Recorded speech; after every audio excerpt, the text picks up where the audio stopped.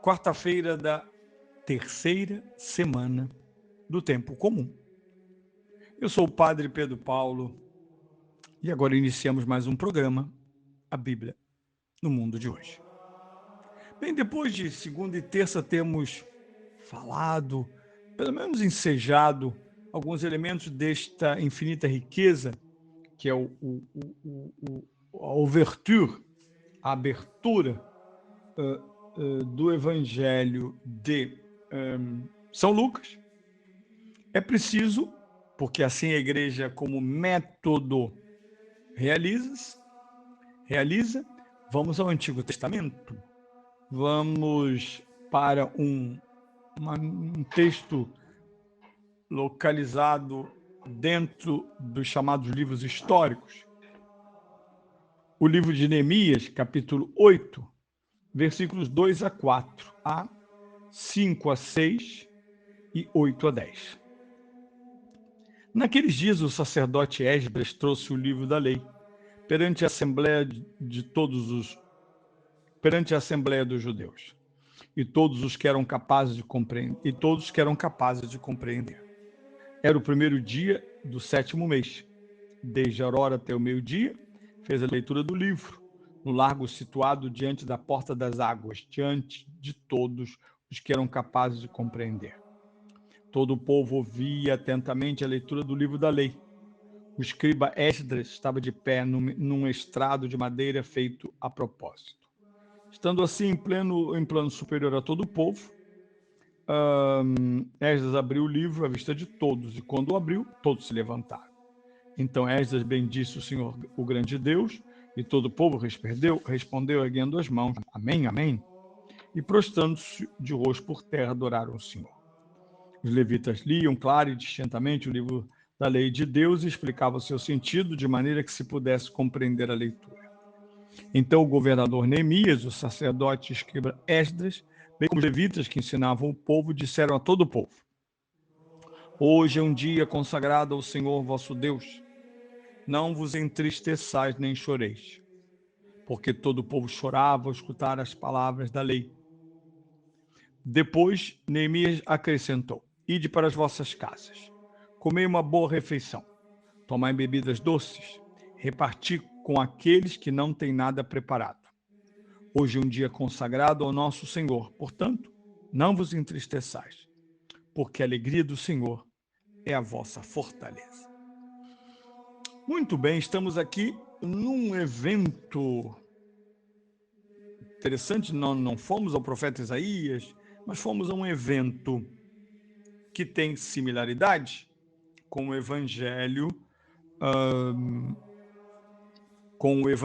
que ouvimos, sobretudo no capítulo 4. Onde estamos? Primeiro, o livro de o livro de Neemias está situado no que nós chamamos do segundo bloco de livros do Antigo Testamento. O primeiro bloco é aquele dos 5 primeiros livros, Pentateuco. O segundo bloco é chamado de livros históricos, 16 livros. Começa em Josué, substituto ou melhor, sucessor de Moisés, e termina nos 2 livros fantásticos de Macabeus. Percorre toda a história de Israel, todo o seu percurso a partir da entrada na Terra Santa, o retorno a Canaã. onde lhe situamos esse livro? Qual o contexto histórico em que ocorrem esses eventos?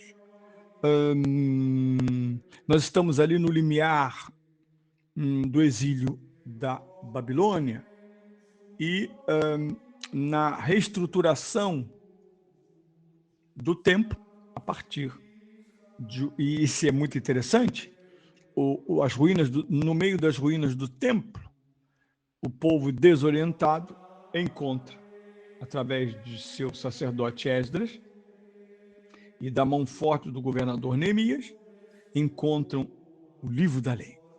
Vejam que espetáculo essa mensagem histórico-teológica.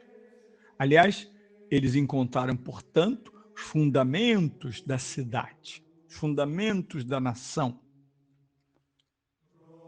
os livros da lei. Se Israel não reencontra-se com os livros da lei, que na verdade significa com a palavra do Senhor ou com o próprio Senhor, vemos que um dos elementos aqui interessantes é esse, diz o Salmo, é vão que Israel reconstrua Jerusalém e o próprio país. É a lei que vai. Por isso, infelizmente, tudo humano é assim, nós somos, deturpamos às vezes o bem.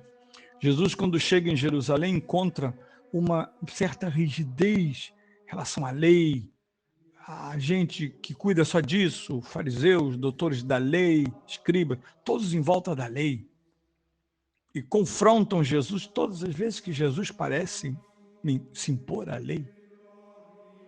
Foram séculos de grande catequese e ensino sobre a lei. E esse lugar central onde a lei é proclamada, o templo e as sinagogas. Bem, nesse contexto é que estamos numa grande cerimônia, no momento que o livro é proclamado a Israel. A leitura. E aqui temos uma coisa, temos o elemento que está presente lá na sinagoga de Nazaré, diz assim, todo o povo ouvia atentamente a leitura do livro da lei. É sempre uma advertência. Eu sempre penso nisso. O hábito feliz de ir à missa todos os domingos, fora aqueles que podem ir durante a semana, pode causar em nós essa falsa intimidade. Não sabemos. Às vezes as pessoas pegam aqueles livrinhos que eu acho ótimo para acompanhar e podem se perder. Fora as pessoas que não estão habituadas, de fato, com as Sagradas Escrituras, ou mesmo com a própria liturgia, e que se distraem. Acham que aquelas leituras são um intervalo, até que vem o principal. De fato, há um elemento principal que chama a atenção, que será a transubstanciação. Mas é falso ignorar a encarnação da palavra comunicada na liturgia para comungar daquele que é a palavra que se tornou carne. Dito isso, é muito interessante, diz que depois de abrir o livro, o povo prostrou-se de rosto por terra adorando o Senhor. Que espetáculo, que experiência de revelação. O livro não é a meta, não precisa bater palma para o livro, mas quando o livro se abre, isto é, o lecionário, na missa, e por isso o bispo abençoa com o lecionário, significa que o Senhor está falando, Ele mesmo. Não por acaso, ninguém diz na liturgia da palavra, senão palavra do Senhor e palavra da salvação, que é o próprio Cristo. Por isso adora. Durante a liturgia da palavra, temos que aprender a adorar o que ouvimos. Por isso é necessária uma atitude de oração anterior à missa, de preparação, de fugir dos burburinhos. Nossas missas, infelizmente, na sua forma, não no seu conteúdo, claro, às vezes parecem favorecer o barulho, a agitação, além de um país quente, luminoso, tropical. Mas temos que conseguir, através da preparação espiritual, que não começa na missa, começa antes. Meu encontro semanal, minha Lexio Orandi, leitura que reza, para então nos prostrarmos mental, espiritual e quase fisicamente, se for necessário, diante do que ouvimos. O Senhor é adorado na sua comunicação conosco. E por fim, depois de tudo ouvir em lágrimas, o anúncio de que para nós o domingo é um dia especial, dia consagrado, dia de boa refeição e bebidas doces. Olha, os homens da dieta ficariam loucos. Mas é bonito ser um dia de celebração, também um dia de caridade. A fé nunca se distancia. Ela é mística, mas é sempre ética. Comei uma boa refeição, tomai bebidas doces e, conjunção aditiva, repartir com aqueles que não têm nada preparado. Vejam quantas exigências e consequências deste encontro feliz com a palavra de Deus.